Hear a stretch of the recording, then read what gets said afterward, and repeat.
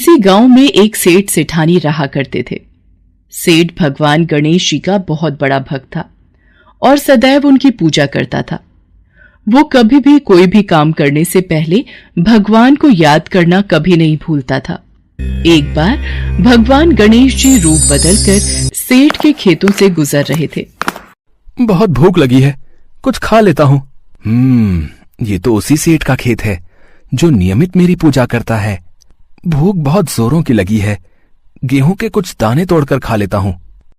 गणेश जी ने सेठ के खेत से गेहूं के 12 दाने तोड़कर खा लिए। फिर उन्होंने सोचा, मैंने ये कैसी भूल कर दी। मैंने सेठ से बिना पूछे ही उसके खेतों से गेहूं के दाने खा लिए। ये तो चोरी हुई और इस बात का दंड मुझे स्वयं भोगना होगा। गणेश जी ने एक साधारण लड़के का रूप धारण कर लिया और फिर सेठ के पास पहुंचे। नमस्ते सेठ जी, मेरा नाम गणेशा है। मुझे कोई काम मिलेगा? मैं बड़ी दूर से आया हूं। यदि आप मुझे कोई काम दे दोगे तो आपकी बड़ी मेहरबानी होगी। गणेशा, मैं तुझे काम तो दे देता, पर आजकल मेरे काम में भी बहुत घाटा चल रहा है। मैं तुझे तनख्वाह नहीं दे पाऊंगा। हाँ, मेरे पास तुझे 2 वक्त की रोटी और रहने की जगह मिल जाएगी। ठीक है सेठ जी, मैं सारा काम कर लूंगा, आप चिंता मत करो। धीरे धीरे गणेश जी नौकर के रूप में सेठ के घर नौकरी करने लगे।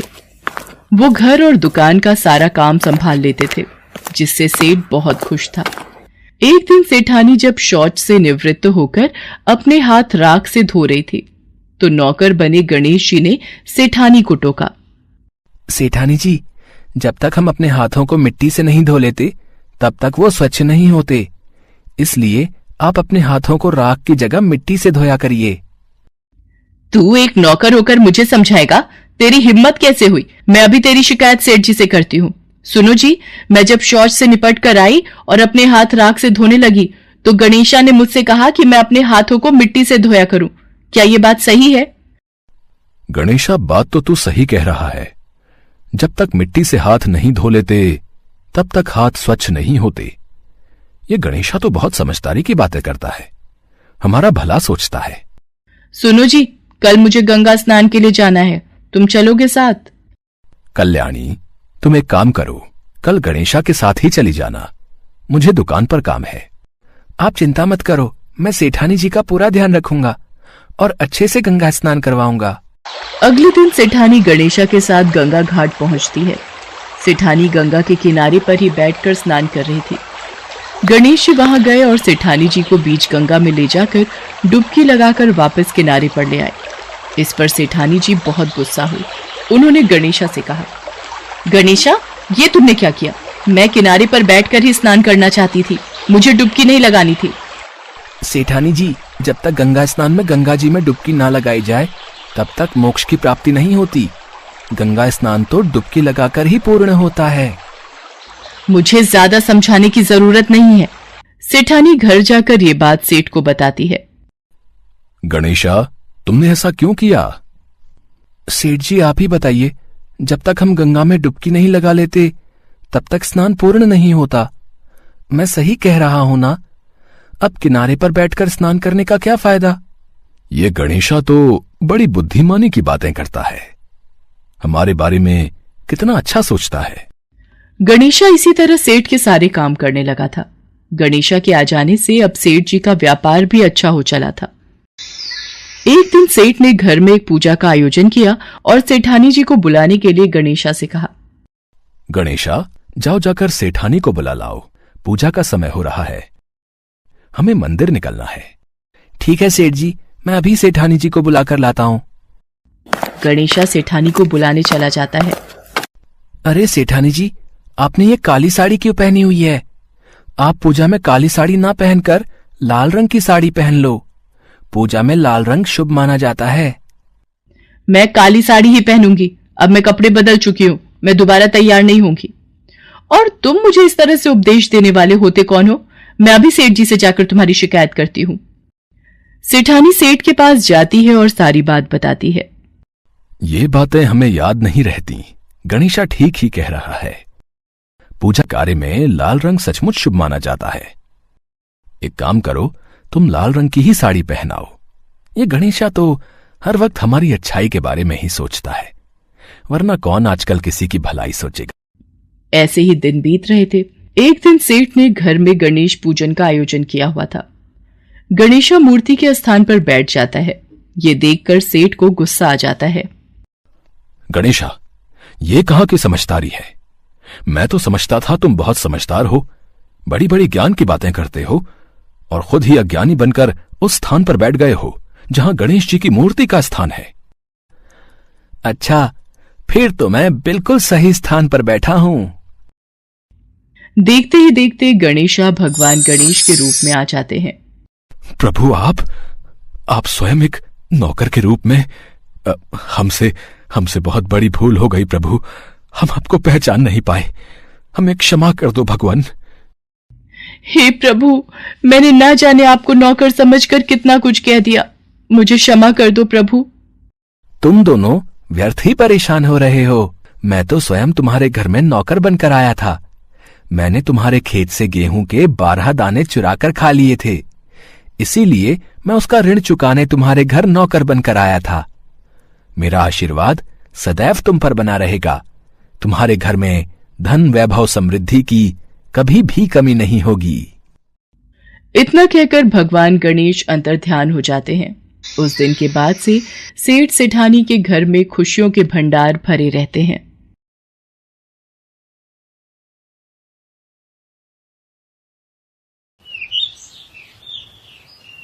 प्राचीन समय की बात है। माधोपुर गांव में सदाशिव नाम का एक गरीब ब्राह्मण रहता था। सदाशिव भगवान गणेश का बहुत बड़ा भक्त था। वो रोजाना सच्चे मन से भगवान गणेश की पूजा अर्चना किया करता था। लोगों का मानना था कि सदाशिव पर भगवान गणेश की बहुत कृपा है, क्योंकि सदाशिव जिसे भी आशीर्वाद देता था उसकी मनोकामना पूरी हो जाती थी। पर लोग आशीर्वाद लेकर चले तो जाते थे, उनकी मनोकामना पूरी भी हो जाती थी, पर कोई भी सदाशिव को बदले में मदद नहीं देता था। सबको बस अपने काम पूरे करने होते थे। सब ये भी जानते थे कि सदाशिव गरीब है, अगर सदाशिव की मदद करेंगे तो उसे सहायता मिलेगी, पर इस बारे में कोई नहीं सोचता था। ब्राह्मण महाराज, आपने मुझे आशीर्वाद दिया था कि इस वर्ष मेरी बेटी का विवाह हो जाएगा, और आपके दिए गए आशीर्वाद से मेरी पुत्री नैना का विवाह बहुत ही अच्छे घर में संपन्न हो गया। मैं तो बस इतना जानता हूं, ये सब आपके आशीर्वाद से हुआ है। आशीर्वाद देने वाले तो स्वयं भगवान गणेश जी हैं, उन्हें धन्यवाद कहो। उनके आशीर्वाद से ही तुम्हारे काम पूरे हुए हैं। हाँ, ये तो है, आपके ऊपर गणेश जी की बहुत कृपा है, तभी तो आपका आशीर्वाद फलदायी है। अच्छा, चलता हूं। जय गणपति बप्पा। किसान चुपचाप वहां से चला जाता है। सदाशिव की पत्नी शोभा उसे इस बात के लिए बहुत टोकती थी। बस देखा ना, चले गए बिना कुछ दिए। तुम भी ना, अरे तुम्हें कहना तो चाहिए था कि तुम्हारा इतना समय ले लिया, तुमसे पूजा पाठ करवा ली, बीच में भी तुम्हें जमीन की पूजन के लिए बुलाया, पर एक फूटी कौड़ी भी देने को तैयार नहीं होता। मुफ्त में पूजा पाठ के लिए सब तैयार रहते हैं। अरे ऐसे कैसे हमारे घर का गुजारा चलेगा? अगर तुम सीधेपन में ऐसे ही लोगों का भला करते गए, हम तो गरीबी में ही जी रहे हैं। आपके गणपति जी आपकी मदद कब करेंगे? रोजाना इतने पूजा पाठ करते हो, गणेश जी को भी तो सोचना चाहिए कि उनका भक्त कितनी गरीबी में रहता है। देखो जी, तुम काम की तलाश में आज ही किसी बड़े नगर में जाओगे, वरना मैं मायके चली जाऊंगी। हाँ, चिंता मत करो, चला जाऊंगा। 2 रोटी बांध दो, मैं आज ही किसी नगर में काम की तलाश में जाता हूं, वरना जब तक मैं घर पर रहूंगा तुम मुझे ताने देती ही रहोगी। पत्नी की बातें सुनकर सदाशिव थोड़ा दुखी हो गया और वह दूसरे नगर में काम की तलाश में निकल गया। चलते चलते सदाशिव सुंदर नगर में पहुंचा। सदाशिव ने वहां कुछ दुकानों पर जाकर काम पूछा। अरे भैया, यहाँ कोई काम मिलेगा? कहीं किसी मंदिर में या पूजा स्थल पर पूजा का कोई काम हो? भैया, इस नगर में कोई भी पूजा पाठ नहीं करता, क्योंकि यहाँ के राजा वीर सिंह जो हैं, वो भगवान पर विश्वास नहीं रखते बता रहे। क्या कहा? यहाँ मंदिरों में पूजा पाठ नहीं होता? पर क्यों? ऐसी बात नहीं है, पहले यहाँ पूजा पाठ होता था, पर राजा वीर सिंह के घर संतान नहीं हुई तो वो इस बात का दोष भगवान को देने लगे। रानी पद्मावती ने कई बार पूजा पाठ और व्रत किया, लेकिन संतान न होने पर राजा को इन सब में विश्वास नहीं रहा। वो हमेशा कहते कि ईश्वर और देवी देवता सिर्फ कहानियों में होते हैं। ऐसी बात तो नहीं है। अगर हम सच्ची भक्ति करें, भगवान पर पूरा विश्वास रखें, तो वो हमारी मनोकामना अवश्य पूरी करते हैं। राजा जी को यह बात समझनी चाहिए। कभी कभी ईश्वर हमारी परीक्षा भी लेते हैं, परंतु हमें ईश्वर से विश्वास नहीं हटाना चाहिए। बाकी जैसी उनकी इच्छा। चलो, मैं किसी और नगर में जाकर काम ढूंढता हूं। सदाशिव दूसरे नगर में जाने लगा। तभी उसने सोचा, यहां तो कोई काम नहीं मिलने वाला। पहले कुछ देर विश्राम करके फिर काम पर जाऊंगा। बहुत थक गया हूं, भूख भी लगी है, रोटी खा लेता हूं। सदाशिव एक पेड़ के नीचे बैठकर थोड़ी देर विश्राम करने लगा और उसे भूख भी लगी थी, इसलिए वो रोटी खाने लगा। सदाशिव ने पहले गणेश जी का ध्यान किया और फिर रोटी का निवाला तोड़ा। हे गणपति महाराज, पहला निवाला आपको भोग लगाता हूं। मुझ पर सदैव अपनी कृपा रखना। क्या तुम्हें पता नहीं है कि हमारे नगर में भगवान का नाम लेना मना है? यहाँ के राजा वीर सिंह जी को भगवान की पूजा करना और उनका नाम लेना पसंद नहीं। ऐसी कोई बात नहीं है। भगवान का नाम लेने से तो सारे कार्य पूर्ण हो जाते हैं। वो तो ऐसे काम भी पूरे कर देते हैं जो असंभव हैं। अच्छा, मतलब कि तुम्हारे भगवान गणेश सारे काम पूरे कर देते हैं? कुछ भी मांगो। हाँ बिल्कुल, कुछ भी मांगो, पर मांगने वाले में सच्ची श्रद्धा होनी चाहिए। एक काम करो, फिर तो हम तुम्हें अपने राजा वीर सिंह के पास ही ले चलते हैं, क्योंकि तुम्हें अपने भगवान पर बहुत विश्वास है ना। अब ये सब बातें उन्हीं के सामने कहना। सिपाही सदाशिव को पकड़कर राजा वीर सिंह के पास ले जाते हैं। महाराज, इसका नाम सदाशिव है। ये कहता है कि भगवान गणेश से जो भी मांगो वो इच्छा पूरी कर देते हैं। ये भगवान गणेश का नाम ले रहा था। हमने इसे पकड़ लिया और नाम लेने से मना किया, पर यह नहीं माना, इसलिए हम इसे यहां ले आए। क्या यह सत्य है कि तुम्हारे भगवान गणेश सबकी इच्छा पूरी करते हैं? तो उनसे बोलो कि हमारे यहां संतान नहीं है। क्या वे हमें संतान सुख का आशीर्वाद दे सकते हैं? महाराज, यदि आप सच्चे मन से भगवान गणेश का नाम लेंगे और उनके प्रति श्रद्धा रखेंगे तो आपकी इच्छा पूरी हो सकती है। मैं भगवान पर विश्वास नहीं करता। तुम मेरे लिए भगवान से मांगो, वो तुम्हारी प्रार्थना तो सुन लेते हैं ना। महाराज, भगवान पर विश्वास किए बिना आशीर्वाद कभी पूरा नहीं होता।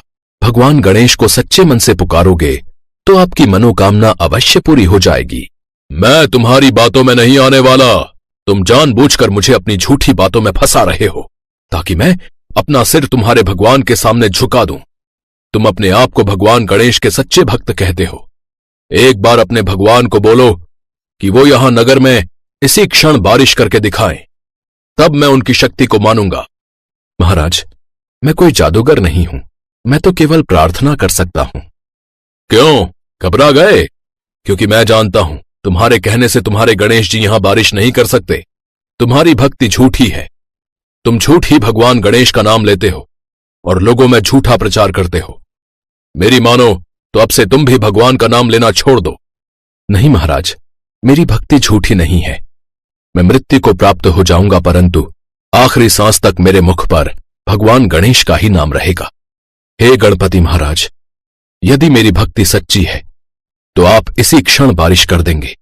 ओम श्री गणेशाय नमः। ओम श्री गणेशाय नमः। महाराज, बाहर भीषण गर्मी और धूप है और मानसून भी नहीं है, तो बारिश कहां से आएगी? मौसम बिल्कुल साफ है।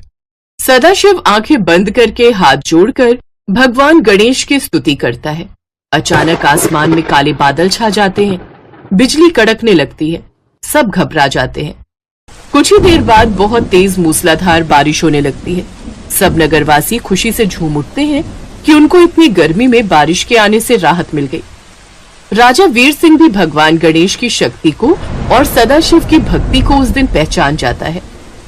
हे ब्राह्मण देवता, आप धन्य हैं। आप भगवान गणेश के सच्चे भक्त हैं। आपकी भक्ति सच्ची है। अब से मैं भी भगवान गणेश की स्तुति करूंगा। इस नगर में अब भगवान गणेश सहित सभी देवी देवताओं की पूजा होगी। हे गणपति महाराज, मुझे क्षमा कर देना। मुझसे बहुत बड़ी भूल हो गई।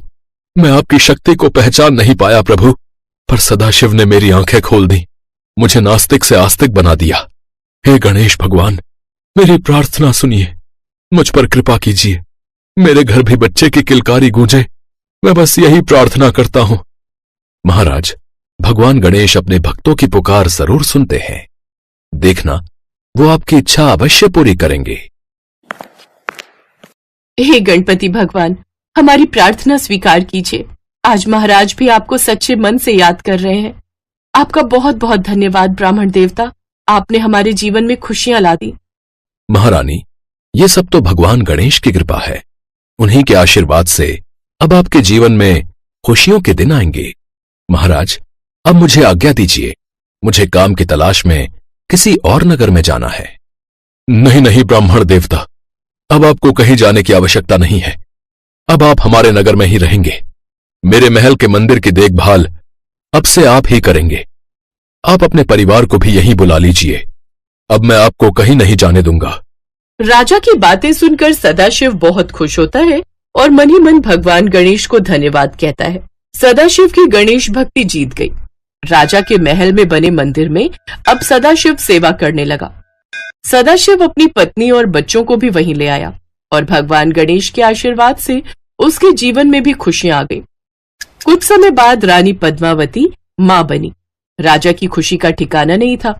उस दिन से नगर में भगवान गणेश के साथ साथ अन्य सभी देवी देवताओं की भी पूजा होने लगी।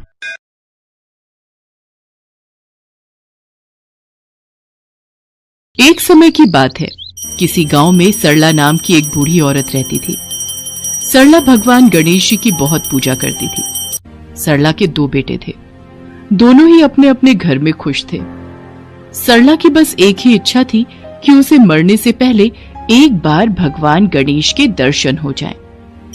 वो इसी भक्ति भाव से गणेश जी से रोज प्रार्थना करती। एक दिन सरला मंदिर में गणेश भगवान के दर्शन कर रही थी। तभी वहां एक साधु बाबा आए। उन्होंने सरला को प्रार्थना करते देखा। हे गणेश जी, मुझ पर कृपा करो। मरने से पहले मैं आपके दर्शन करना चाहती हूँ। बस मेरी ये आखिरी इच्छा पूरी कर दो प्रभु। माई, यदि मोक्ष की प्राप्ति करनी है और प्रभु के दर्शन चाहती हो तो तुम्हें उनके नाम से तीर्थ यात्रा करनी चाहिए। भगवान गणेश के सभी मंदिरों के दर्शन करने चाहिए। प्रभु को समर्पित होना पड़ता है, तभी प्रभु की प्राप्ति होती है। बाबा, यदि ऐसा है तो मैं गणेश जी के सभी मंदिरों के दर्शन करने अवश्य जाऊंगी। सरला ने अपने बेटों को तीर्थ यात्रा पर जाने की इच्छा बताई और सरला के बेटों ने उसके तीर्थ यात्रा पर जाने का सारा प्रबंध कर दिया। माँ, ये रही आपकी तीर्थ यात्रा की टिकट। माँ, तुम अकेले सफर कैसे कर पाओगी? हम में से कोई आपके साथ चल देता।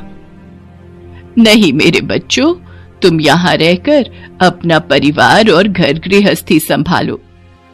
माँ जी, आपकी बहुत याद आएगी। माँ जी, जल्दी लौटना, हम आपकी राह देखेंगे।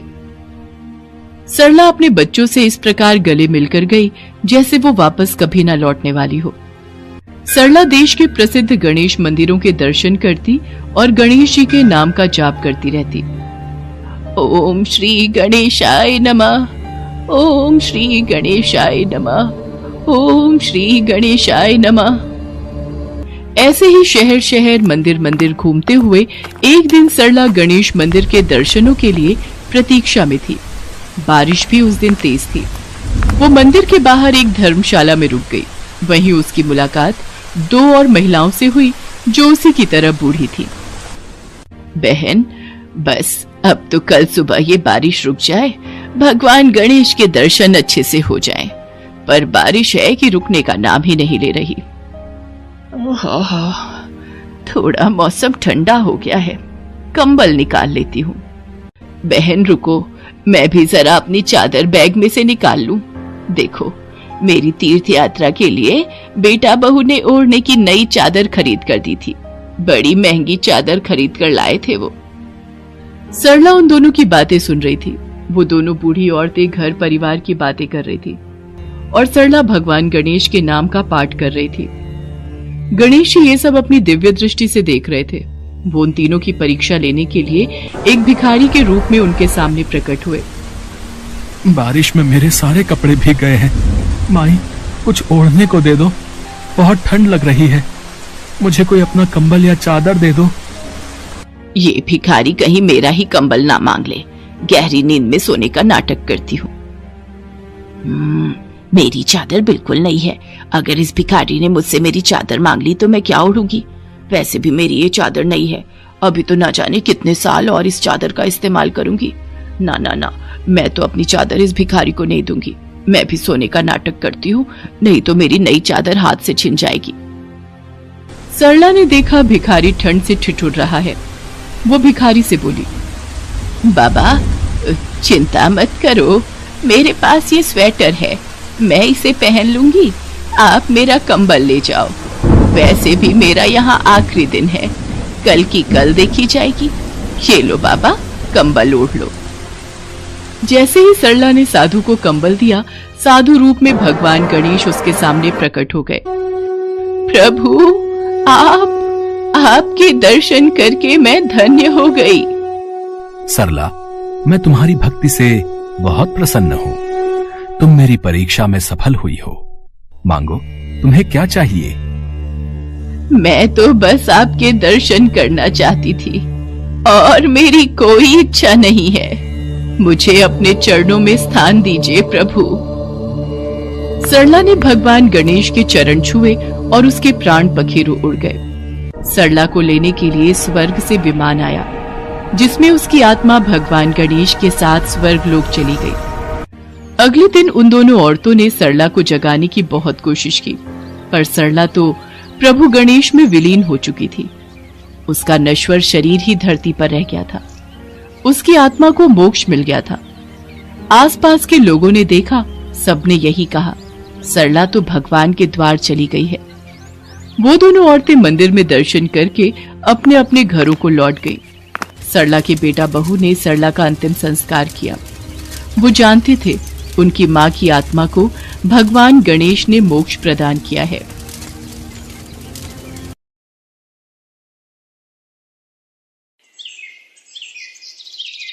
एक बार गणेश जी ने पृथ्वी के मनुष्यों की परीक्षा लेने का विचार किया और वो मां पार्वती के पास गए और बोले, माता, मैं पृथ्वी पर भ्रमण करने जाना चाहता हूं और पृथ्वी वासियों की परीक्षा लेना चाहता हूं। ठीक है पुत्र गणेश, जैसा तुम उचित समझो। पृथ्वी भ्रमण के लिए मैं एक बालक का रूप ले लेता हूं। बाल गणेश को तो लीला धरनी थी, इसलिए उन्होंने एक बालक का रूप बना लिया और अपने एक हाथ में चम्मच में दूध ले लिया और दूसरे हाथ में एक चुटकी चावल ले लिए और गली गली घूमने लगे। वो साथ ही साथ आवाज लगाते चले जा रहे थे, मेरे पास ये दूध और चावल है, क्या कोई मेरे लिए इस सामग्री की खीर बना देगा? कोई भी बाल गणेश पर ध्यान नहीं दे रहा था, बल्कि लोग उन पर हंस रहे थे। अरे कोई नासमझ बालक दिखाई पड़ता है। हाँ भैया, तभी तो ये चम्मच में दूध और चुटकी चावल लिए घूम रहा है। भला इसकी खीर कैसे बनेगी? गणेश बाल रूप में लगातार एक गांव के बाद दूसरे गांव में इसी तरह चक्कर लगाते हुए पुकारते जा रहे थे, पर कोई खीर बनाने के लिए तैयार नहीं था। सुबह से शाम हो गई, गणेश जी लगातार घूमते रहे। अरे, मेरी खीर तो कोई भी बनाने को तैयार नहीं, अब क्या करूं? तभी वहां एक बुढ़िया अपनी झोपड़ी के बाहर बैठी हुई थी। गणेश जी वहां से पुकारते हुए निकले, कोई मेरी खीर बना दे, कोई तो मेरी खीर बना दे, मेरे पास ये दूध और चावल हैं। बुढ़िया बहुत कोमल हृदय वाली स्त्री थी। उसने गणेश जी से कहा, बेटा ला, इधर ला खीर का सामान, मैं तेरी खीर बना देती हूँ। माई, अपने घर में से दूध और चावल लेने के लिए बर्तन ले आओ। ठीक है बेटा, रुक, मैं अभी बर्तन लेकर आई। बुढ़िया एक कटोरी लेकर जब झोपड़ी के बाहर आई तो गणेश जी ने कहा, माई ये बर्तन छोटा है, अपने घर का सबसे बड़ा बर्तन लेके आओ। बेटा, बड़ा बर्तन क्या करेगा, जरा से तो दूध और चावल है। अच्छा रुक, लाती हूँ। बुढ़िया को थोड़ी झुंझलाहट हुई, पर उसने कहा, चलो बच्चे का मन रख लेती हूँ, और अंदर जाकर वो अपने घर का सबसे बड़ा पतीला लेकर बाहर आई।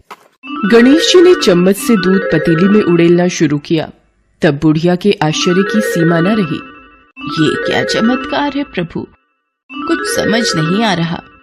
बुढ़िया ने जब देखा दूध से पूरा पतीला भर गया है एक के बाद एक वो सारे बर्तन झोपड़ी से बाहर लाती गई और उसमें गणेश जी दूध भरते चले गए। इस तरह से घर के सारे बर्तन दूध से लबालब भर गए। इसके पश्चात गणेश जी बुढ़िया से बोले, माई, मैं स्नान करके आता हूँ, तब तक तुम खीर बना लो, मैं वापस आकर खाऊंगा। बेटा, इतना सारा दूध और ढेर सारे चावल, भला मैं इतनी सारी खीर का क्या करूंगी? माई, आज तुम सारे गांव को दावत दे दो। मैं चाहता हूँ तुम्हारे हाथ की खीर का स्वाद पूरा गांव चखे। ठीक है बेटा, मैं गांव वालों को न्योता दे देती हूँ। बुढ़िया ने बड़े प्यार से मन लगाकर खीर बनाई। खीर की भीनी भीनी मीठी मीठी खुशबू चारों दिशाओं में फैल गई। खीर बनाने के बाद वो हर घर में जाकर खीर खाने का न्योता देने लगी। आज मेरे घर खीर का प्रसाद बनेगा, आप सब चखने जरूर आना। अम्मा, तुम इतने लोगों को खीर कैसे खिलाओगी? कुछ समझ में नहीं आ रहा। ठीक है अम्मा, हम आ जाएंगे। लोग बुढ़िया पर हंस रहे थे। बुढ़िया के घर में खाने को दाना नहीं और ये सारे गांव को खीर खिलाने की दावत दे रही है। चलो चलकर देखते हैं भाई, कौन सी खीर बुढ़िया माई खिलाने वाली है। चलो चलो। धीरे धीरे लोगों की भीड़ बढ़ने लगी। लोग खीर की खुशबू से खींचे चले आ रहे थे। सारा गांव बुढ़िया के घर में इकट्ठा हो गया। जब बुढ़िया की बहू सुमन को दावत की बात मालूम हुई, तब वो बुढ़िया के पास वापस आने से पहले ही वहां पहुंच गई।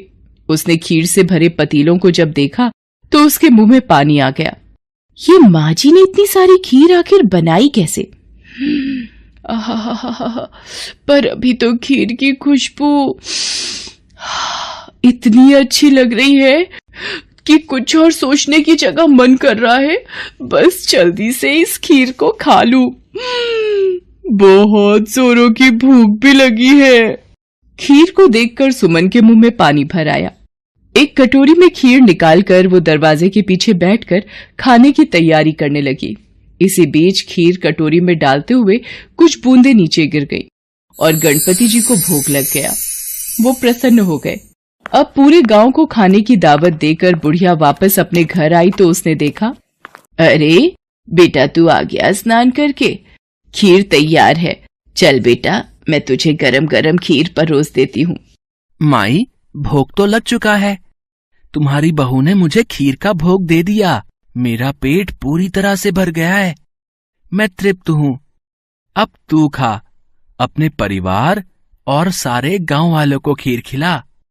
पर बेटा, ये तो बहुत ज्यादा खीर है, सबका पेट भर जाएगा, इसके बाद भी ये बच जाएगी। उस बची खीर का मैं क्या करूंगी? माई, जो भी बची खीर होगी उसे रात में अपने घर के चारों कोनों में रख देना। मेरे कहने पर तुमने इतने प्रेम से खीर बनाई, तुम्हें गणेश की चमत्कारी खीर बनाने का मीठा फल अवश्य प्राप्त होगा। ये कहकर मानो वो बालक न जाने कहाँ गायब हो गया। इतनी देर में गांव वाले भी आ गए। बुढ़िया ने भगवान गणेश का ध्यान करके सब गांव वालों को खीर का प्रसाद बांटा। जब सारा गांव जी भर कर खीर खा चुका, तब भी ढेर सारी खीर बच गई। ये खीर बच गई, इसे चारों कोनों में रख देती हूँ। अगली सुबह बुढ़िया जब सोकर उठी, हे गणेश, हे गजानन, गणपति महाराज, ये मैं क्या देख रही हूँ? पतीलों में खीर के स्थान पर हीरे जवाहरात और मोती भर गए हैं। विघ्नहर्ता गणेश जी उस बालक के रूप में स्वयं आप ही आए थे। आप तो मेरे जीवन के बारे न्यारे कर गए प्रभु। बुढ़िया को दयालुता का फल मिल गया। उसकी सारी दरिद्रता दूर हो गई और वो आराम से रहने लगी। बुढ़िया ने गणपति जी का एक भव्य मंदिर बनवाया और साथ में एक बड़ा सा तालाब भी खुदवाया। इस तरह उसका नाम दूर दूर तक प्रसिद्ध हो गया। उस जगह वार्षिक मेले लगने लगे। लोग गणेश जी की कृपा प्राप्त करने के लिए उस स्थान पर पूजा करने और मान्यताएं मानने के लिए आने लगे। भगवान गणेश को विघ्नहर्ता और सुखकर्ता कहा गया है। वो अपने भक्तों के जीवन की सारी कठिनाइयों को दूर करके सुख, शांति, समृद्धि और वैभव प्रदान करते हैं।